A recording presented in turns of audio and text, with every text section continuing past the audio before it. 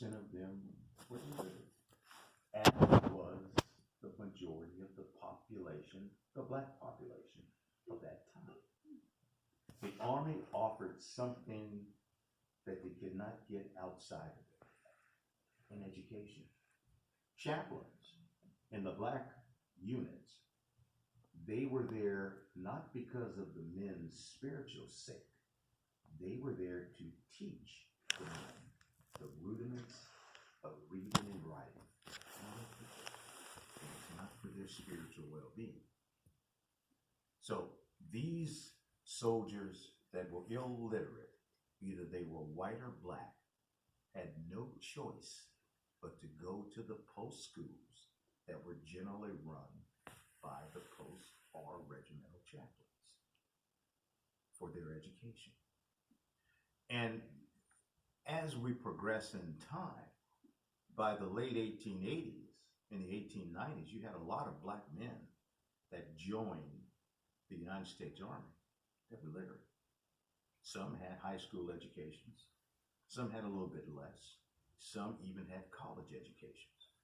But you have to understand, the average soldier, when he joined the service after the Civil War, joined for one enlistment, sometimes they would serve two. Within the black regiments, since the nucleus came from the black United States colored troops, they had soldiers that really didn't want to go back to civilian life. So they would be the soldiers that would have 4, 5, 6 enlistments under their belt.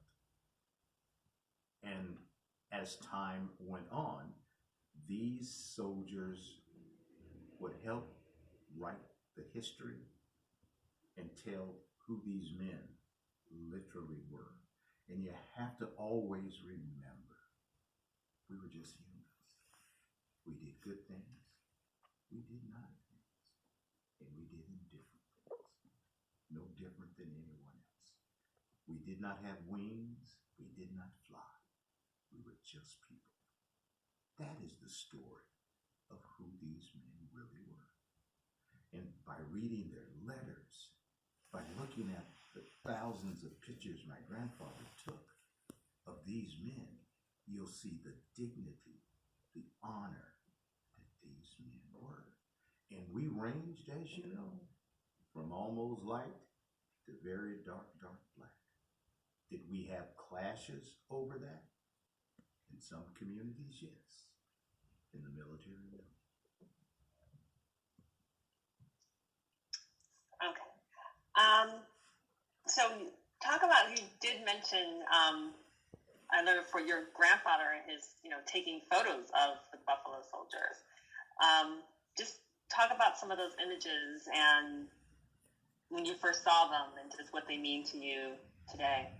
My grandfather took thousands of images with his Rochester 1898 glass plate camera, which I still own to this day. He took images that captured the life of a soldier that was not captured anyplace else. Captured the families. And each of these soldiers, a lot of them had families. A lot of their children were born on the road in wagons as they were transferred from one post to another. One of the interesting things about the Army was there was no allocation for quarters for enlisted men's family. Not at all. If the soldiers were good soldiers, the families did not cause problems, the post commander or the regimental commander could allow them to build certain places for their families to stay. But they did not have official residence. Some of the women could be cooks for the officers, could be take care of the officers' babies, and it would be okay. The soldiers could be able to convert stables